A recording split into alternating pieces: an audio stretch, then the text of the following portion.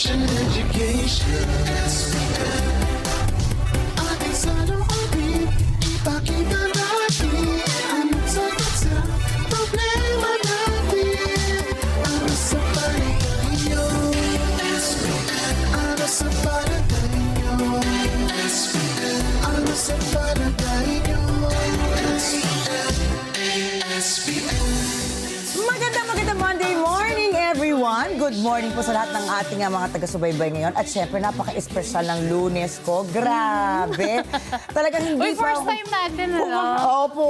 Kasama nga hindi po, ngayon po lang nakatuto. Kasama ko po ang, syempre, napakabatikan. Veterana. At di ba, walang kupas ang ganda. Parang si Kaweng. parang pag sinabing veteran, tanda na eh.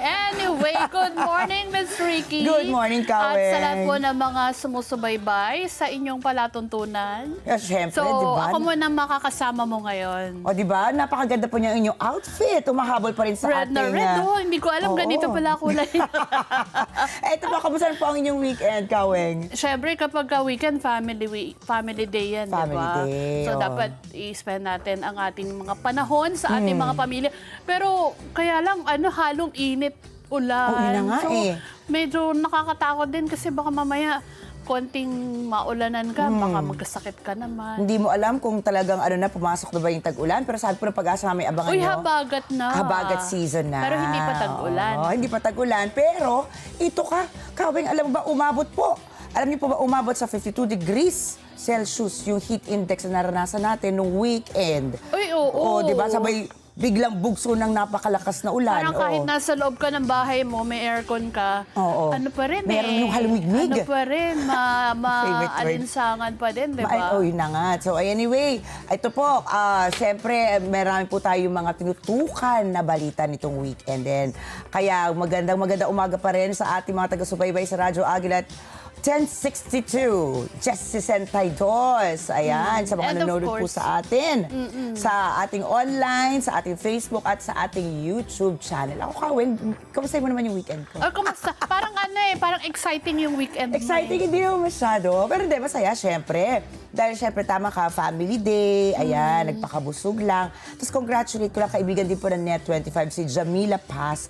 Dahil 3rd year anniversary ng Jamila Aesthetics. Uy, Kaya kung gusto niyo laging blooming, ayan, si Jamila Paz, happy anniversary sa inyo, sis.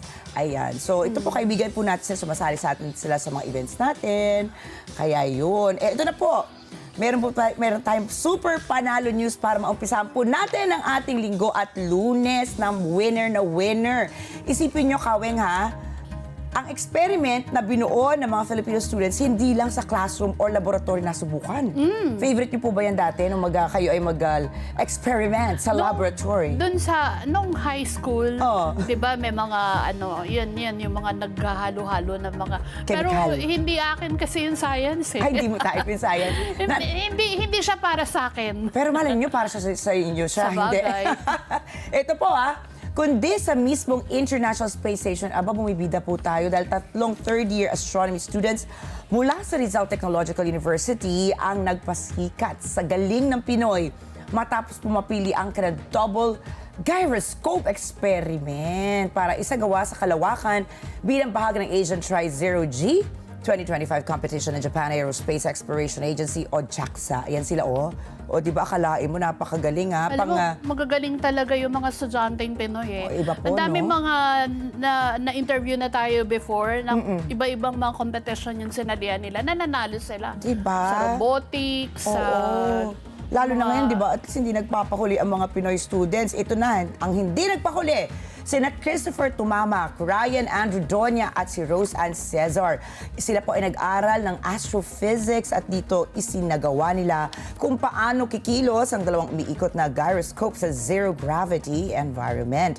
Simple pakinggan pero sobrang mahalaga ang konsepto ito dahil same principle ang kinagamit sa pagkontrol ng direksyon at stability ng mga satellite at spacecraft sa kalawakan. Aba, hindi naman siya simple pakinggan, di ba? Parang nakaka-nosebleed.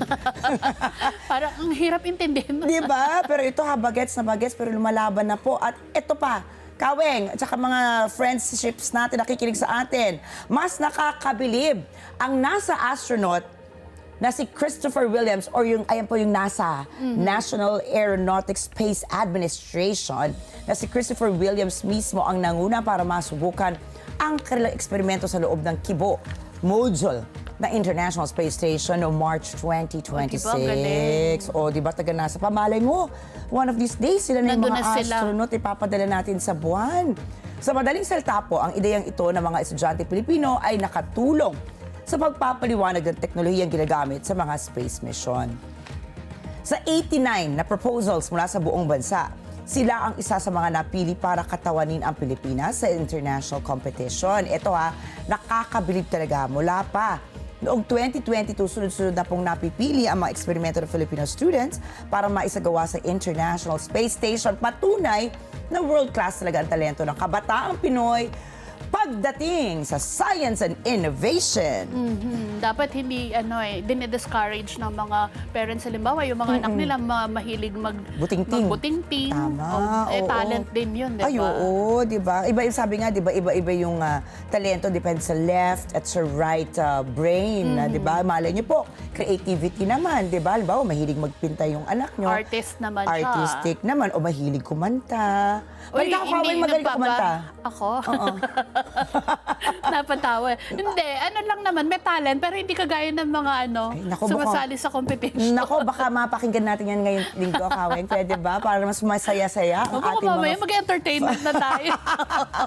Eto naman, sa panahon po ngayon ng puro doom scrolling, fake news at cloud chasing, ang madalas makita po online, isang 17-year-old Pinoy scholar naman ang nagpaalala na may mga kabataan pa rin ginagamit ang boses para sa makabuluhang usapan. Siya si David Quijano Adapon, ang grade 10 student mula sa St. Joseph's Institution na nagwagi siya bilang Asia Pacific Champion. At Wow. alam mo kung saan? Sa Oh. Harvard Political Review Journalism Wow. Essay Competition Spring 2026. Galing. Galing naman. At hindi basta-basta Harvard, Oo, ha? oo. At hindi lang yan, siya rin ang kinilalang Singapore Country Champion. Ang winning essay niya ay Democracy Through Determination, What Comes After Success. Very intellectual, very future leader ang datingan talaga ni David. Sa kanyang essay, tinalakay ni David kung paano niya natatapos ang laban pagkatapos ng isang revolution o malaking pagbabago sa bansa. Ginamit niyang examples ang pagtatapos ng apartheid sa South Africa, rebuilding efforts ng Singapore matapos ang digmaan at iba pa. At ayon kay David, gusto niyang ipakita sa current generation kung paano mahalaga ang perseverance at community resilience kahit tapos na ang victory moment. Aba, bilang bahagi ng kabataan ngayon na exposed sa social media everyday, naniniwala siyang ang mga kapwa niya kabataan mismo ang magiging susi sa bagong era ng journalism. Bukod sa pagiging award-winning writer, isa rin siyang ASEAN Scholar under Singapore's Ministry of Education. Nako, congratulations, O, diba? David or Journalism David. naman. Oo, nako, yung dapat talaga, ayan yung ating isa pa na talagang... I-advocate, ano? I-advocate bilang talaga tayo ay taga-media, di ba? Huwag natin pabayaan na mamatay po ang boses ng media. Yung totoong impormasyon. Oo, totoong impormasyon Kasi ngayon lang. natatabunan tayo, ang galing ng mga nung mga fake nagpapakalat news, na ayan, mga troll. mga disinformation, di ba? Naku, ikaw po lalo na, di ba, napakabatikan mo na sa media, no? Hindi naman, ikaw nga ito award-winning. Kahit nabatikan ka. Kaway, halimbawa, ano bang nakita mo na pagbabago over the years? Dahil ngayon may AI na. Di ba? Ngayon may mga digital na. Talaga bang malala na ngayon ang misinformation kumpara po nung... Mas naging evident lang ngayon kasi dati walang social media eh. Oo. Although sa atin sa journalism parlance, may tinatawag talaga tayong disinformation. Oo. Kuryente pa nga ang tawag, Kuryente, high voltage. oo. Ay, fake news, pero dati ganyan. tayo lang ang nakakaalam nun kasi Oo, tayo lang eh. Pero ngayon with the social media at saka yung technology, internet, mas naging malala. Tapos na madali At na... ang bilis nang maipakalat. Ayun na nga po, ang sabi nga nila, mas mabilis na kumalat ang fake news kaysa sa totoong balita. Ayan, so... Mas nako. mas magaling gumamit ng mga salita kasi yung mga nagpapakalat ng mga fake news. Kasi usually yan, nagtatago yan sa likod ng identity, ano? So, kaya malakas ang loob nila. At saka may mga techniques sila kung paano makukuha yung diba? Yung loob ng tao, loob ng no? tao. Ayun na nga, yung ang tawag dyan, yung mga parang clickbait. Clickbait. Akala mo, yun na yung title. Tapos Akala iba pala mo, iba pag pala yung pinasa mo. storya. Kaya ito, congratulations kay David or David. Sana talaga ay mamayagpag ka sa larangan ng journalism. Ito nga, naalala ko, Kaweng, yung kanyang artikulo. Parang siguro kailangan natin niya mabasa lahat. Kasi ang problema sa Pilipinas, minsan, Tamad na magbasa. hindi po yun, ningas kugon. Ay, oo. Di ba? Halimbawa ito, Singapore, nanalo sila, pero hindi sila tumigil doon. Tinuloy-tuloy nila, may, kumbaga, post-victory lap sila, kumbaga. Ano ba yung gagawin nila? So, sana tayo, Hindi yung itigil na nandyan natin tapos minus na. kugon. Oo. Parang pag na-achieve mo na, parang okay na. Pero Diba? hindi kasi dapat tuloy-tuloy yan Parang education din yan, di ba? Opo. Yung continuous education, continuous learning. Tama. Kasi habang tumatanda ka, mas marami ka matututunan. Tama. Hindi porket gumraduate ka na, akala mo yun na yun. Parang ito, naalala ko lang, nakakagalit din, umaga-umaga, yung flood control po. Oo. Di ba? Halimbawa, yan, nagtagumpay na tayo mga Pilipino na ilabas yung issue ng flood Yung control. totoo. Victory na yun. Kaso, pero, nasa ng follow-up? Andyan pa rin yung problema ng baha. Yun na nga, lalo na ngayon, baka lalo lumabas. So sana po, tuloy-tuloy po natin isigaw, nasaan na po yung katarungan mula dyan sa flood control scandal na yan. Dahil ito na, tag-ulan na. Marami na namang mababaha dyan kung hindi pa rin po natin na wala pa rin accountable. Naku, ngayon pa nga lang, konting ulan, bahang-baha na Nako, ito naman. Uy, ito, parang ang cute nito. Oh, cute ba to? Mula sa nakakagalit. Sige, magpa-cute naman tayo. Ano po, gaano ka-Pinoy at kapraktikal ang wedding giveaways ngayon, Kaweng? Ngayon kasi may mga nagtitipid, so may Oo. mga gumagawa ng kanya-kanyang gimmick. Yung iba sila Oo. ang gumagawa mismo nung Kanyang parang may personal touch, diba? Oo. Ito, forget expensive souvenirs muna dahil isang bride ang nagpa-trending online matapos gawing mini sari-sari store ang kanyang wedding booth. Ay, napaka-practical. Ako siguro kung nakita ko, magpapaimbita ako para makapamalengke lang dahil ito po nakikita niyo po sa inyong mga television sets. Sa Modern Filipiniana themed wedding ng isang bride, sa halip na usual giveaways ang ibibigay sa guest. Ang inuwi nila, alam niyo ba kung ano? Yan na nga, aba, fresh gulay lang naman, grocery packs, nostalgic 90s goodies sa mini tindahan, sari-sari store inspired setup. Literal na parang buwi ka raw, galing kasal na may Palengke, paayuda. Sobrang natuwa raw ang guest dahil bukod po sa unique at aesthetic ang setup, may mauuwi pa silang talagang mapapakinabangan nila. Parang may kapalit yung regalo dun sa kasal. Ayun, di ba? Parang, sige na, pwede na. Lalo na, mahal na po ngayon ng sibuyas. Ayan. Ay, naku, ikaw, Ay, naku, ang gulay. Ang gulay. May gulay na ba? Parang kahapon, nagbunta ako ng market. Nagluto kasi ako ng yung isang paboritong niluluto, yung sinigang sa yan? miso. Sinigang sa miso. Kaso, yung ingredients pa lang niya, ang mahal na kagad. Ingredients pa Grabe, lang. Ingredients pa yan, ha? Oo, umabot ng parang 750 Ay, pesos. kakaiba yan. Para, Di ba, para mag-take out ka na lang. Kaya nga. Di ba? Ay, nako, ito. Nakakaloka. Nakakaloka talaga. Oh my gulay ka. Kaya congratulations po sa newlyweds at sana mas marami pong ganito, no? Oo, Kasi iba-ibang gimmick, Pero may limit ba yung pwedeng kunin? baka parang hanggat po, hindi pa yata po na yung basket. Anli, alam mo na ng Anli. Pinoy. Ano, Kaweng, meron kaya Ito mas naman, maganda rin. isa na pang balita. magandang balita para Oo. sa ating mga member ng PhilHealth. Kung dati, madalas na ipinagpapaliban yung pagpapalinis o pagpapatingin ng ngipin dahil sa gastos. Hindi din po kasi biro ang gastos dyan. Ngayon, may dagdag na tulong na mula sa PhilHealth dahil niyakap na rin ng Yaman ang Kalusugan Program o YAKAP na maisama ang ilang preventive dental services para sa mga miyembro. Kasama dyan yung dental check-up at Wow. consultation, teeth cleaning, fluoride treatment, sealants para sa proteksyon ng ngipin at ilang emergency dental procedures. Ayon sa PhilHealth, mahalagang bahagi ng pangkalahatang kalusugan ang oral health dahil ang simpleng problema sa ngipin at gilagid ay maaaring humantong sa mga seryosong kondisyon kapag napabayaan. Pero para sa maraming Pilipino, may isang malaking tanong pa rin. Ano? Paano naman daw yung bunot, pasta, pustiso, root canal, diba? crowns at implants. Grabe ang mga Pinoy talaga. Ang dami hindi Implants pa, hindi nawawalan no? Bagamat malaking hakbang ang preventive dental services, marami pa ring dental procedures ang hindi saklaw ng programa sa kasalukuyan. Kaya naman umaasang ilan na sa mga susunod na taon, mas mapapalawak pa ang coverage upang mas marami pang Pilipino ang magkaroon ng access sa kumpletong dental care. Sabi nila, di ba, pag Opo. sumakit ang ngipin mo, wala, hindi ka na Oo. makapagtrabaho Diba? talaga. Oo, sabi, nanay ko lagi na sinasabi, sumakit na lahat, wag lang ngipin, kasi sunod na yan sakit sa ulo, di ba, sakit sa katawan, ganyan.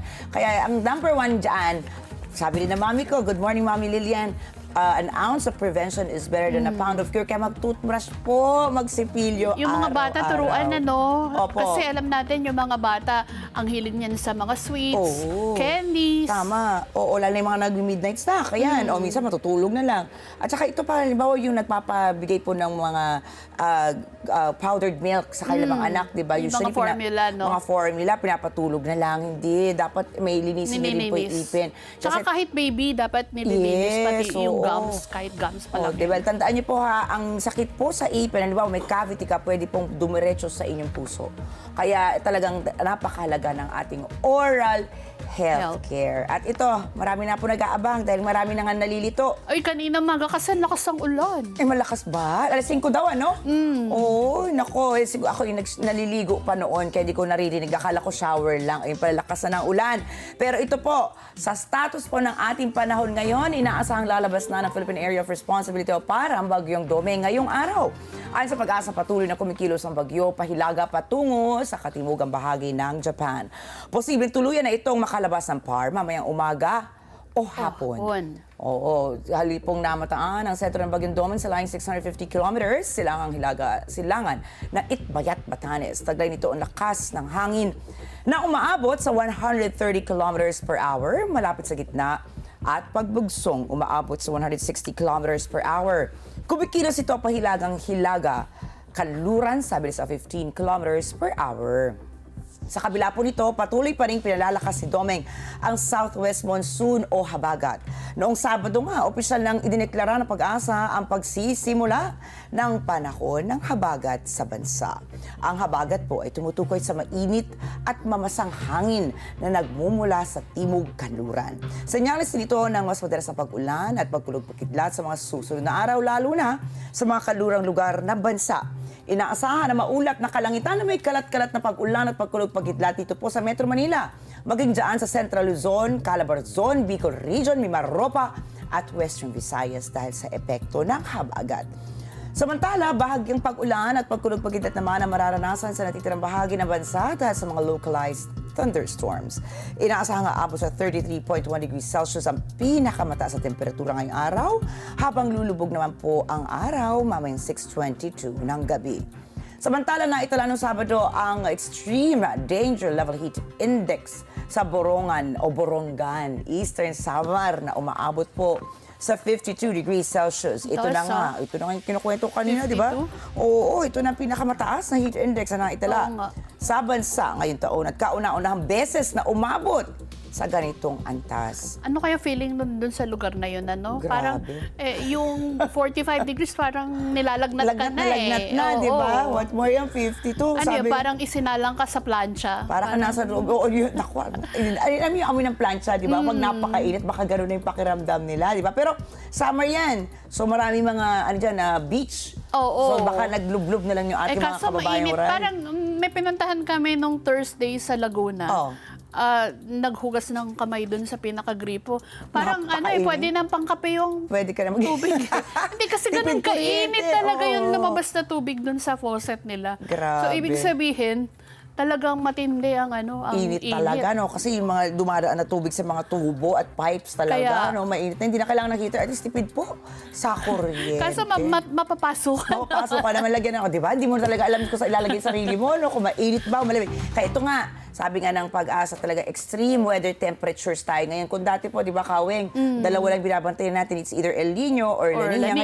Ngayon, Extreme. super El Nino or super La Nina. Super. O, di ba? At May saka- kapa na sila ngayon. Oo, at saka paghabaga, tandaan natin, kahit na walang bagyo, Oo.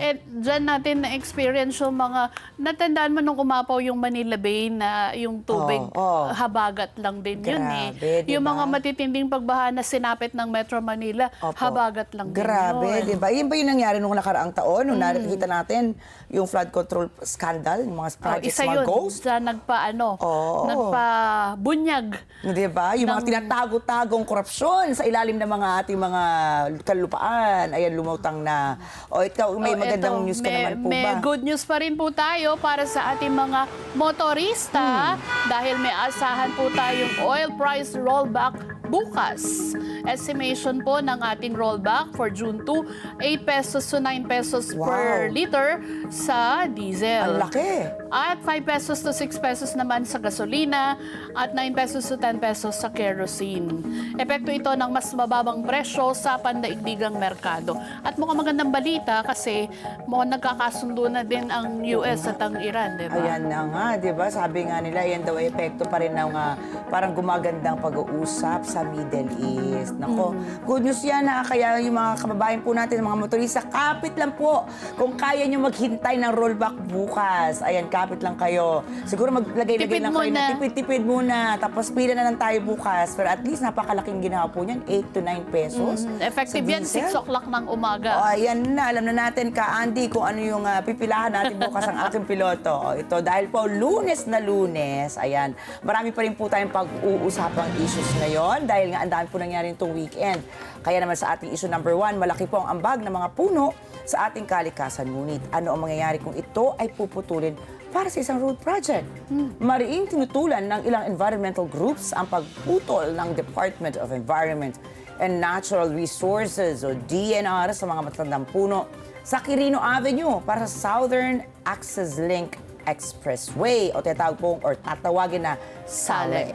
Yan. Diit nila. Pwede ito magdulot na mas matinding pagbaha sa mga kalapit na lugar ng proyekto. Pero at para sa mas malalim na talakayan, makakasama po natin ngayong umaga si Patrice Valero, ang climate campaigner ng Greenpeace Philippines. Sayang yung mga puno kasi, mga century-old na yung yun iba nga. dyan eh, di ba? Tsaka, ang sabi nga po nila, di ba, yung mas matanda mga puno, mas malaki yung absorption sa tubig ulan. So ano na mangyari? Kirino, malapit lang po sa atin yung dito, di ba? Manila. Manila, oo. Kaya tingnan natin, bahain na nga yung Manila. Tanggalan mo pa ng mga tatandang puno. Kaya Paano nga. na? Eto naman, good news number 2 naman po tayo dahil papasok sa Pilipinas ang 66 million kilo ng LPG Wow. mula sa Estados Unidos, Canada at Mexico para tuluyan pong matulungan tayo sa supply ng enerhiya. Pero sapat na ba ito para mapatatag ang supply at mabawasan ng epekto ng pagtaas ng singil sa kuryente? Aba, yun po nagpapahirap sa atin ngayon. Oo. Alamin natin yan ngayong umaga kasama ang presidente ng Regasco at founder ng LPG Marketers Association, si Ginoong Arnel P. Isa pa yan, dagdag pa po yan dun sa tiniluto yung siligang sa miso. Ay, ang mahal ng LPG eh, Di ba? Hindi tayong pakumulo yun. Oo, di ba baka ubos ng LPG. Eh, balita ko po, more than 1,500 pesos pa rin per May tangke. may mga lugar na ganun pa rin ang bentahan. Oy, nako. Pero dapat bumaba na. Di ba? Tingnan natin, kaya mamaya po, abangan niyo po yan, lalo na po yung ating mga kababayan na may mga karinderya, yan, na tinitipid ang kanilang mga LPG at yung mga nanay na bago po kayo bumili, alamin natin kung may pag-asa bang bumaba ang presyo naman ng LPG dahil nga marami na po tayong parating. Issue number 3 naman po, lumilitaw umano ang mga senyales ng stagflation sa ekonomiya ng Pilipinas sa unang bahagi ng taong 2026. Ayon po sa mga ekonomista, dahil sa mabagal na paglago ng ekonomiya kasabay ng pagtaas ng presyo ng bilihin. Alamin natin, ano nga ba yung stagflation? Ay, nako, di ba? Problema na natin yung inflation. Ito naman, stagflation naman. Iba-ibang term na eh. May Diba? inflation pa, Ano, di ba? Tanungin po natin yan mamaya dahil siyempre batikan din po ang ating mga kasama. Dahil mamaya po pag-aaralan din natin at pag-uusapan natin yung kamakailang pong pagpapahayag po ng pangamba ni Pangulong Ferdinand Marcos Jr. hinggil sa panganib nitong tinatawag ngayon na stagflation. Makakasama po natin mamaya ang ating kaibigang ekonomista na si Michael Ricafort. Ayan, so siksik na siksik po ang ating Lunes, kaya wala pong bibitiw dahil magbabalik pa rin po ang ASDN. Sa palagay nyo, Sigaw ng Pinoy Nation. Information and education. ASPN. Oras Oras po natin, 8:32 na po ng umaga. At alam nyo ba na sa dami po ng oras natin sa gadgets at computers, mas napapagod ang ating mga mata. Buti na lang, may eye na tumutulong mag-protect laban sa eye strain at oxidative stress. Kaya kung gusto mong maalagaan ang iyong paningin, mag-eye na araw-araw. At silipin na po natin ang ating sunodang pangunahing news ngayong araw ng Lunes, June 1, 2026. Hinikayat ni dating Senator Aquilino Pimentel III si Senator Alan Peter Cayetano na ikonsidera magpitiyo bilang Senate President para maibalik ang kaayusan at pagkakaisa sa Senado. Naghayag si Pimentel ng pag-aalala sa kalagayan ng Senado mula nang maupo si Cayetano bilang pinuno nito. Naniniwala si Pimentel na ganoon din ang naramdaman at nararamdaman ng iba pang mga senador at pwedeng magdalawang isip o nagdadalawang isip ang mga ito kung nais ba nilang maging bahagi ng isang kapulungan na hindi naman kumagana. Nagbabala rin si Pimentel sa majority bloc na huwag isang tabi ang minorya, lalo pa at mas marami itong miyembro ngayon. Hindi anya dapat maging monopolya ang mayorya ng komposisyon ng mga komite. Nanawagan din si Pimentel sa minorya na isumite na agad ang kanilang mga nominees para sa mga komite. Binigyan diin naman na Malacanang na dapat manatiling patas at walang kinikilingan ang Senate President. Ayon kay Presidential Communications Office Undersecretary Claire Castro, hindi dapat maging sunod-sunuran ang Senate President sa anumang alyansang pampolitika. Ipinunto ni Castro na marami pang ibang kwalipikadong individual na pwedeng magsilbing Senate President. Inihayag ni Castro ang mga ito sa harap na umiinit na kontrobersya sa planong pagbubuhay muli ng investigasyon sa mga sinasabi anomalya sa mga flood control projects. Nauna nang ipinagtanggol ni Cayetano ang hakbang na mayorya na buhayin muli ang investigasyon ng Senado. Nakatakda pong simulan muli sa investigasyon o ang investigasyon sa Huwebes, June 4. Pangungunahan ito ng Blue Ribbon Subcommittee na pinamumunuan ni Senator Rodante Marcoleta. Binatiko sa Manila Now del Sur Representative Zia Lonto Adyong ang naturang hakbang ngayong hindi pa rin nagsisimula ang paglilitis sa impeachment case ni Vice Presidente Sara Duterte. Ayon sa tagapagsalita ng House Prosecution Panel sa impeachment case, tinatangka ng bagong mayorya sa Senado na ilihis ang atensyon ng publiko mula sa mga impeachment proceedings. Oh, Kawing, ano yung sasabi mo? No? Parang, ano sasabi? Anong chika mo sa akin kanina? Hindi, kasi lumalabas ngayon sa mga social media, yung nung nangyari yung yung term sharing sa House of Representatives kung saan naghati na House Speaker si Alan Cayetano at si dating Congressman Alan Velasco. Si Lord. Yung first term kasi, yung first half ay si Alan, tapos yung pangalawa ay si Velasco na. Kaso, parang nung matatapos na yung term nung first term, sabi ni Alan nun, yung mga post na lumabas, parang sinuspend niya yung session, ipinadlock yung house, diba? at kung makakakuha daw ng numero. So, ganun pa din ang labanan. Kaso, nagbotohan yung mga congressman sa labas. Dun sa diba? Celebrity Sports Kahit Complex. i-lockdown sila. Kinwestiyon niya yun kasi wala daw third Congress. Wow. Parang ang sabi ay dapat ang botohan daw ay sa Senado tsaka sa House lang. Wala daw yung sa celebrity. So parang hindi niya kinilala yun. Kaso ang bumoto naman kay Lord Alan Velasco nun is 189 congressmen. Talaga napakalaking numero din. So ang nangyari, dun sa sa post niya sa social media, lumabas, parang nag-file pa siya ng irrevocable resignation niya as House Speaker.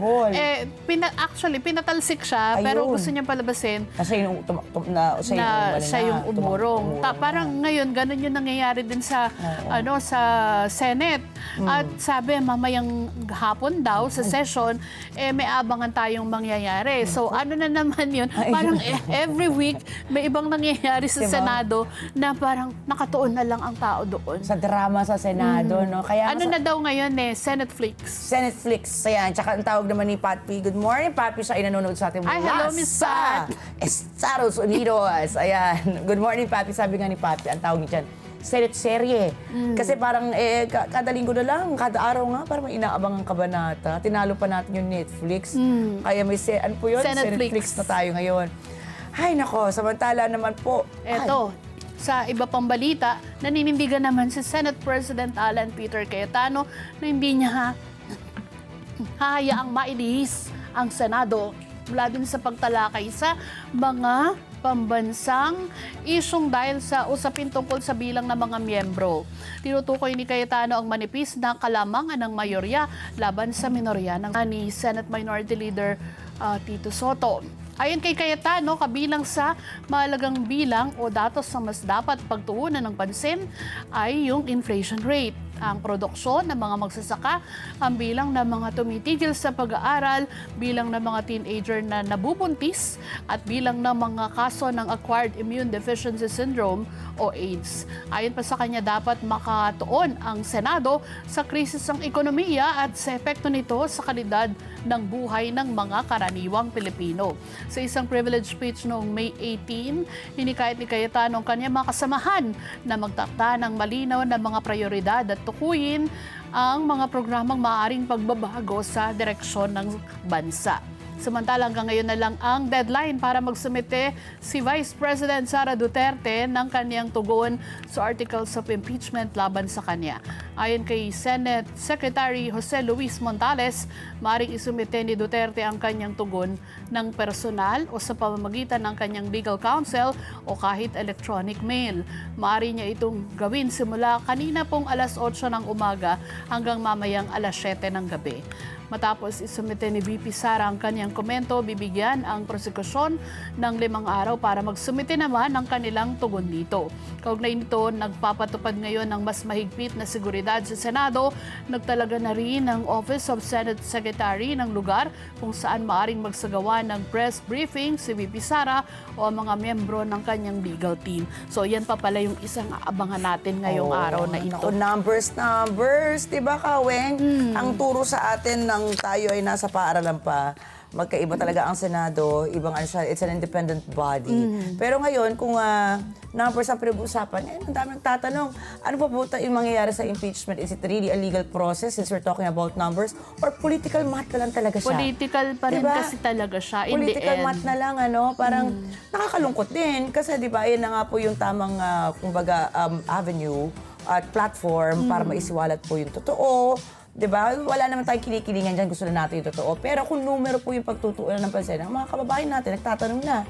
Talagang, Kasi they need umiiral pa rin. 16. They need 16 votes 16 to convict. Oo. And 9 votes only para, huwag mag-pursue yung Pero di ba, impeachment. Kaweng, ideally, di ba, kahit na ilan ng numero mo, basta nasa yung katotohanan, supposedly, ayun yung ideal. Dapat, oo. Pero yun naman din ang sinasabi ng prosecution ng panel ng House. Ang importante, mailabas nila kung ano yung sinasabing mga ebidensya dito sa mga allegations. At ang kaibahan kasi, nung si Chief Justice Corona yung humarap sa impeachment, isa lang yung articles of impeachment. ito. Dito 4 eh. Apat. So, medyo tedious talaga siya. Oo. Pero ito rin naman, on the other hand, sabi rin, matagal nang excited yung kampo naman ni VP Sara, no? Kasi baka ito na nga yung pagkakataon na talagang Sumagot na sila. Baka nga Kaya pagdating naman inaabangan sa din Senado, natin. mag-appear naman siya. Ayun ang sabi Kasi niya, hirap na the hirap, right venue. hirap na hirap ang House na paharapin siya eh. Pero kung dun kayo sa mahaharap kayo. Sa Senate, dumating siya, di ba? Di ba? Ito na po. At syempre, mamaya po ay makakausap naman natin si Patrice Valero mula po sa Usapang Politika. Yung pangkalikasan naman tayo. Pangkalikasan naman tayo. Dahil makakasama po natin ang climate campaigner ng Greenpeace Philippines upang pag-usapan. Tama ba? Naputulin lahat ang ating mga matatandang puno dyan sa May Quirino para po sa isang pagpapalawak ng kalsada. Abangan po natin ang kanyang mga kasagutan sa pagbabalik ng ASPN. Ano sa palagay nyo? Ang sigaw ng Pinoy Nation. ASPN pa rin po at 8:43 na po ng umaga. King's Herba Plus, the most iconic and trusted food supplement brand in the market. Made from 100% natural and organic ingredients, it contains 80 powerful components, a blend of foods, herbs, and vegetables carefully combined to create a dynamic liquid supplement that helps your body get the nutrition it needs to stay healthy. King's Herba Plus is a proudly locally manufactured product. May kumpletong nutrisyon, kapartner sa araw-araw, sa sigla at proteksyon. King's Herba Plus, balik lakas, balik sigla, araw-araw. At syempre, katulad po ng ating pinangako, makakasama po natin si Patrice Valero. O tawagin na lang kaya natin siyang Pat. In honor of Pat P. Ayan, Pat P, ayaw pa rin magbakasyon. Isa po ang climate campaigner ng Greenpeace Philippines. Good morning, Miss Pat. Miss Hello po, good morning po. Ayan. Ayan. Nako, ma'am. Good morning ba talaga? Aba, Lunes na Lunes. Nakakainit naman po ng ulo tong balita. Apparently, according po sa data po no, ng DNR, 600 puno po, 600 po na puno dyan sa Quirino, yung inaprobang putulin para po lumawak yung kalsada na gagawin sa isang expressway po natin. Tag-ulan na po hindi ba parang counterintuitive po? Kayo na nga po magkwento, paano po ba to? Hindi po ba mas problemado po ang mga Pilipino ngayon dahil ito na nga, tag-ulan na, ang pag-asa, nagsabi na habagat season na. Tapos bigla ita-timing po itong pagputol ng mga puno. Ano po sa palagay niyo, ma'am? Opo, yun nga po, no? So, nung nakaraan nga po, nakita natin yung pagputol ng more than 200 na trees sa kahabaan ng Quirino Ave na pinahintulutan ng DENR na para sa project ng San Miguel Corporation na Southern Access Link Expressway or yung SALEX. No? So sa permit, merong 617 trees na covered no, for cutting or earthballing. And nakita natin after receiving backlash and outrage from the public na nagbigay ng tugon yung kalihim ng ahensya ng DNR at sabi nila na pansamantalang isususpend yung tree cutting para mapag-aralan daw pa yung project after no, sacrificing more than 200 trees 200 na pala. Saka lang ngayon pag-aaralan pa kung ano yung pwedeng gawin to save the remaining trees. And actually, sabi rin nila, voluntary suspension. Pero we would like to ask, is it really voluntary? Kasi naka-receive sila ng backlash mula sa mga tao. So matatawag man natin siyang voluntary. And also, according pa doon sa DNR, no, sabi nila yung San Miguel Corporation daw no, is required to plant 50,700 seedlings to replace yung mga puno na matatamaan sa proyektong ito. Na kaya po kami, ang aming organisasyon, kasama pa po ng marami pang organisasyon at concerned citizens and individuals, ay mariin po namin kinokondena itong environmental destruction na nangyari na sa ngalan ng development na maganda rin tanungin kung para kanino ba talaga yung development na gusto mangyari. Ma'am Pat, pwede ba siguro follow-up question ko lang? Para sa inyo, ibalik natin yung tanong sa inyo. Para kanino po sa tingin niyo itong development? Sorry, ma'am, medyo putol-putol lang po. Kasi di ba, Ma'am Pat, kayo mismo nagtatanong na para kanino ba talaga itong development? Sa inyo pong palagay, ibalik natin ang tanong sa inyo, sa nakikinita niyo po ngayon na development dito sa pagbuo ng SALEX, di ba? Kanino po ang development sa inyong pananaw? Kasi alam naman natin na ang SALEX din naman na yan, yung expressway na yan, ay hindi naman din po libre. Na napaka-laki din po ng ibinabayad natin dito sa expressway na to, no, sa mga toll. And also, no, hindi naman din natin may tatanggi no, na napakalaki ng maitutulong ng mga punong ito, no, lalo na ngayon sa panahon ng matinding init at matinding pag-ulan. No, ang development na ito ay makita natin na hindi siya talaga people-centered at hindi siya makakalikasan. No? Kasi kung mahalagang tanongin, kanino din ba, sino ba ang magbabayad no, sa panahon na magkakaroon ng matinding pag-ulan? No? Siyempre, ang mga tao pa rin naman ang magbabayad dahil kailangan nilang bunuin no, yung magiging epekto ng matinding pagbaha sa panahon nila. At ngayon nga, sa matinding pag-init din, na matinding pagtaas ng temperatura, no, tayo pa rin ang nasa-sacrifice. No? So, para kanino ba talaga itong development na to? Lalo na sa panahon ngayon na we are asking for more green spaces, no? More than the mga concrete no, ng mga infrastructures. Ma'am, sabi nyo kanina temporarily sinuspend ng DNR, pero may assurance po ba na na talagang itutuloy nila yung suspension? Kasi baka mamaya to ease the lang naman yung protest ng mga tao kaya sinuspend. Pero baka mamaya parang patago naman, may mga magpuputol pa rin ng puno. Anong assurance po ng DNR na talagang pag suspended? So, yung nakita nga natin, sinuspend nila. Pero kasi hindi naman natin sigurado kung ano ba ang gagawin nila in the long run. Kasi nga, tama nga po kayo yung sinabi nyo na baka naman nagsuspend lang dahil naka-receive sila ng maraming negative criticisms no, mula sa mga tao. Kaya ngayon, nagiging mapag-observe tayo, nagiging vigilant. Ano nga ba ang next step no, ng DENR? Pero mahalaga din actually yan no, na tingnan yung naging suspension.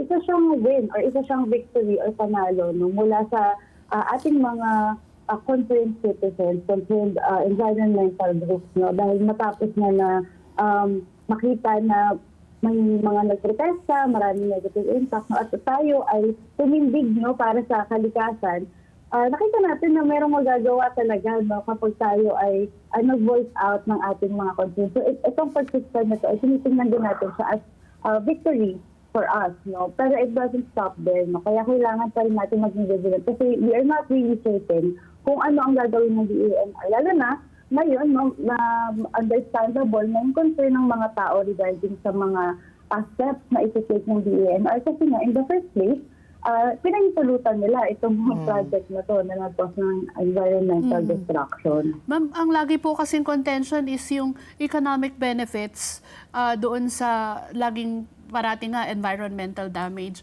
So sa tingin po ninyo, do you have any suggestions kung paano babalansehin po itong dalawang ito? Kasi kailangan din naman po ng bansa natin na palaguin ng ekonomiya. Maganda rin kasi tingnan no, na hindi naman natin kailangan, hindi naman tayo dapat sumili no, sa pagitan ng development at ng pangangalaga sa kalikasan. No? Kung magkakaroon man ng mga development, so dapat ito ay people-centered, dapat ito ay makakalikasan, no? At hindi nito dapat kailangan pumili no, between the two things. No? So kung magkakaroon man ng mga proyekto, dapat i-make sure na walang matatama ang mga puno katulad nito at dapat magbe-benefit talaga no ang maraming tao, hindi ang pero hindi ang ilan lang ng mga billionaires at mga malalaking corporation ang magbe-benefit no. Okay. Ma'am, ito na nga na, medyo komplikado nga, no, pag kailangan ko mamili between infrastructure building, because kailangan, alam naman natin lahat, na kailangan natin ng bagong infrastruktura para sa paglago ng ating ekonomiya. Pero, ay nakakatulad po ng ating nabanggit, marami rin pong long-term effects at impact sa ating lipunan kapag po pinabayaan natin ang ating kalikasan. So, ano po yung kailangan gawin ngayon?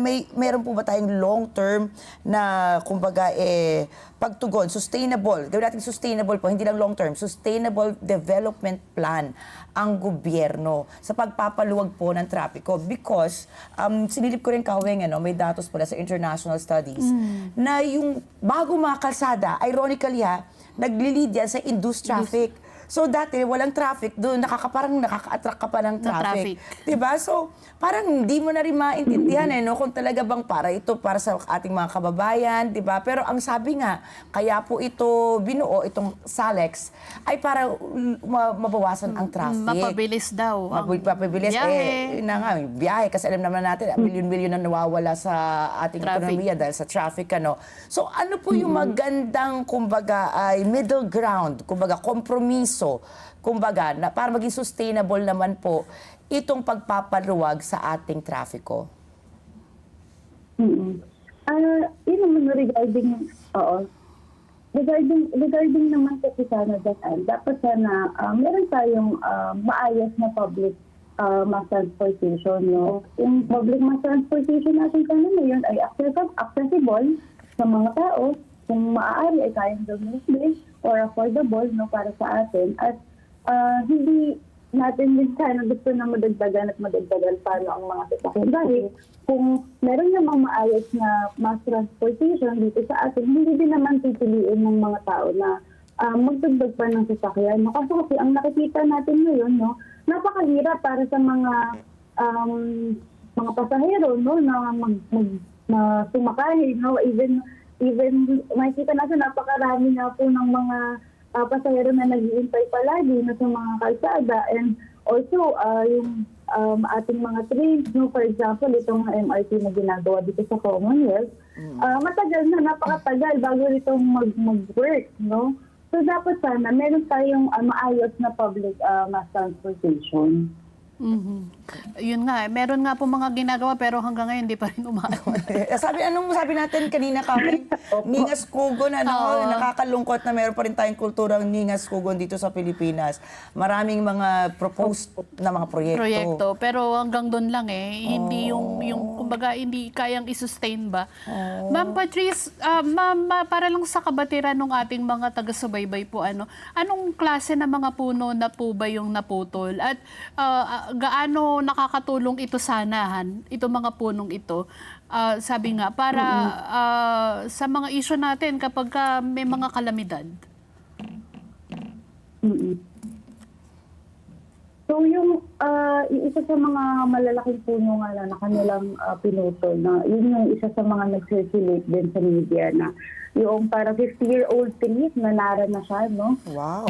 So itong mga puno kasi na to, itong mga benefits ng mga mature trees na to ay napakarami, no?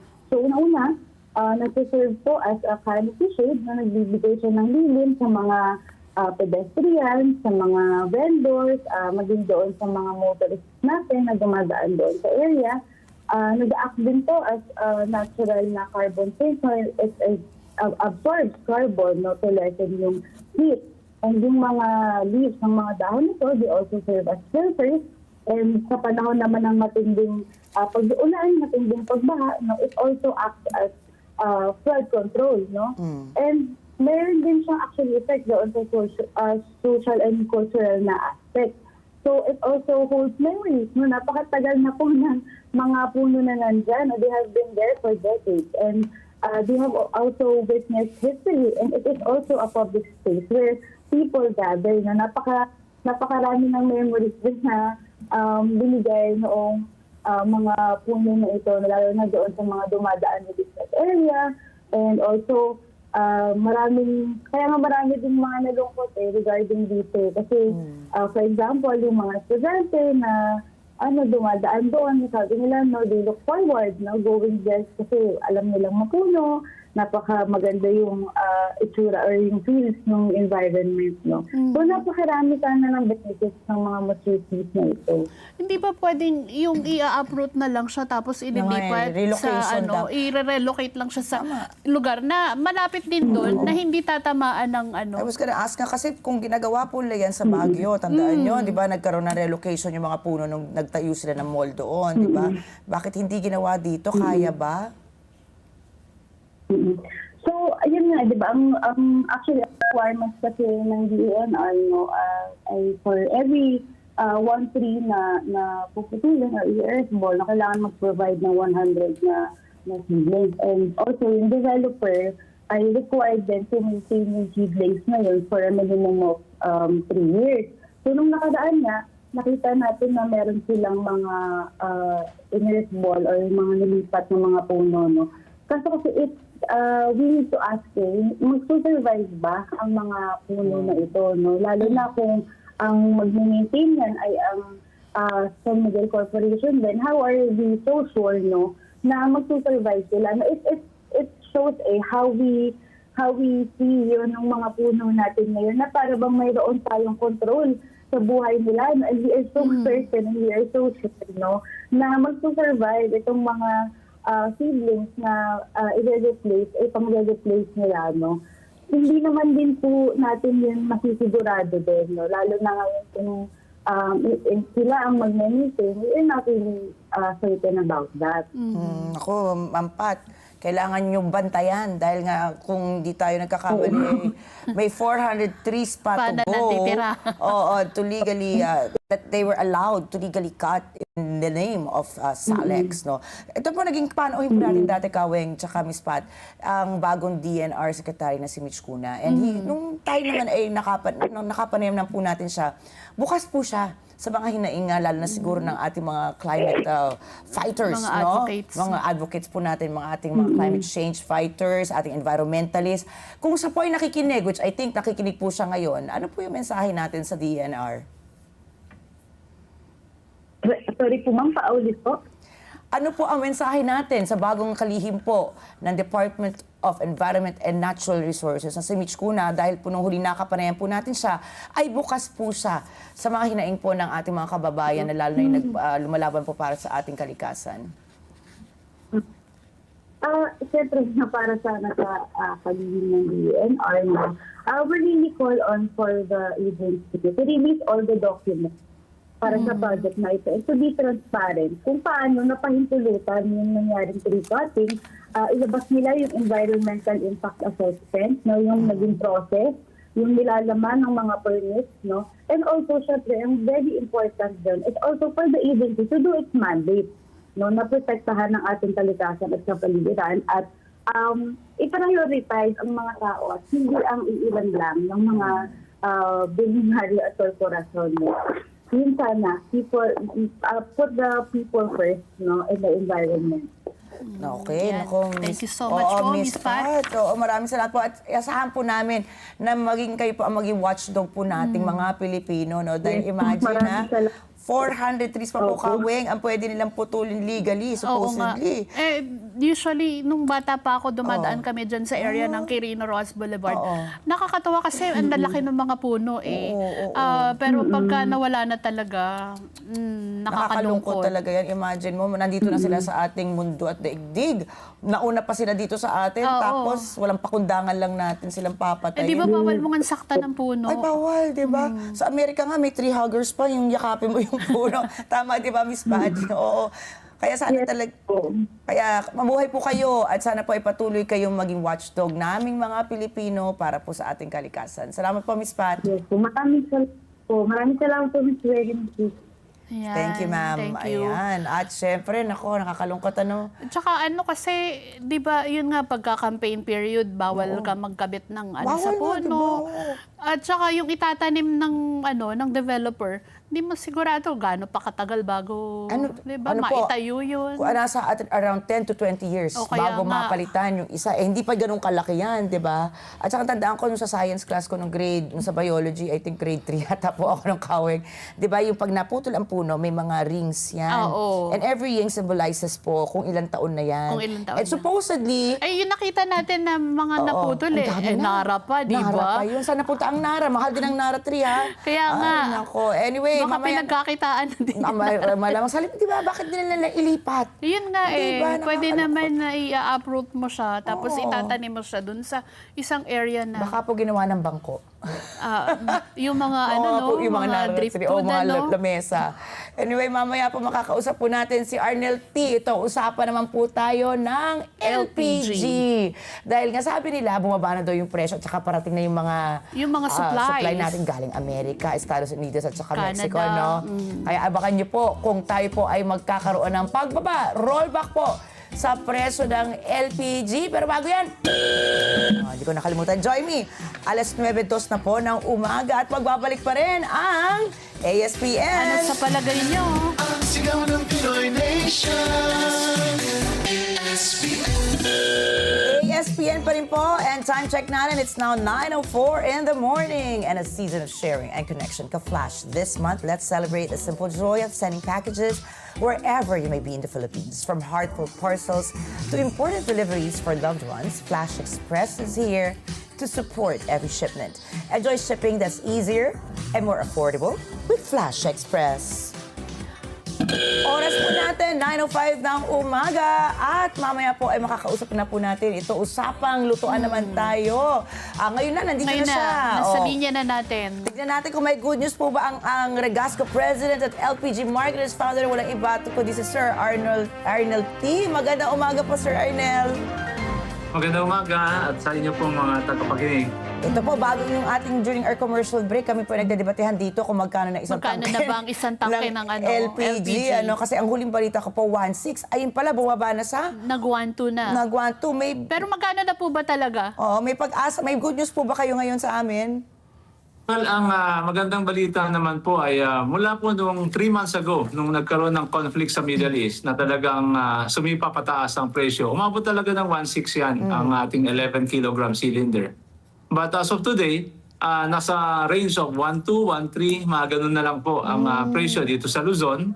Ang Visayas at Mindanao nasa mga 1.4 ang presyo po nila. Pero ang masasabi ko po, ang good news din naman, in the coming months, dahil nga based on the news in the world market, yun pong presyo ng LPG ay nakadepende doon sa usapan pangkapayapaan ng between US and Iran.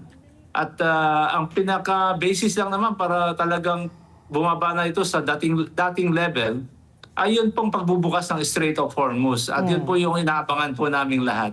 Eh, paano po pag hindi pa rin magbukas? Well, pag hindi naman po nagbukas, ito po yung pinagkukunan natin ng produkto. Number one, we have enough product na galing sa US. Ang problema lamang po sa produktong galing sa US, mataas po ang freight cost dahil 3 beses ang layo mula po sa Asia papuntang Amerika. Pero ang Middle East po kasi 13 days lang po ang travel time ng barko. Pagdating sa Amerika, it needs 45 days. Talagang yun po napupunta ang taas ng produkto natin dito ay base po sa shipping cost. So yun po yung negative impact.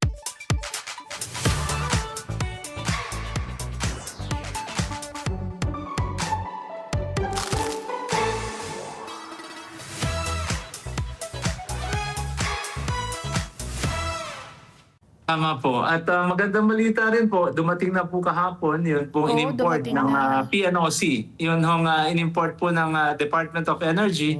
Pandagdag po sa inventaryo po ng ating bansa. At yan po, dahil sa dumating na produktong yon, naging around 45 days na po ang inventaryo po ng LPG sa ating bansa. Opo, sabi nyo nga po by next month baka bumaba na. Pero yung dating presyo po na nagre-range lang from 800 to 900 pesos, babalik po ba dun sa talagang original price na yon?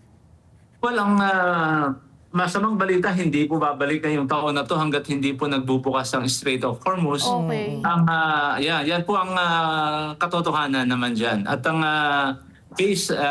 best price na aabutin po this year ay nakikita namin nasa 1,200 or below 1,200. Pero it might not reach 1,100. Naku. Medyo mabigat pa rin sa bulsa yun, ano, Sir Arnel? Opo, mabigat pa rin po dahil galing po yan sa 800, 900 pesos before the conflict. Pero magandang balita naman po ay yung inangat po ng 1,600 during the peak of the conflict.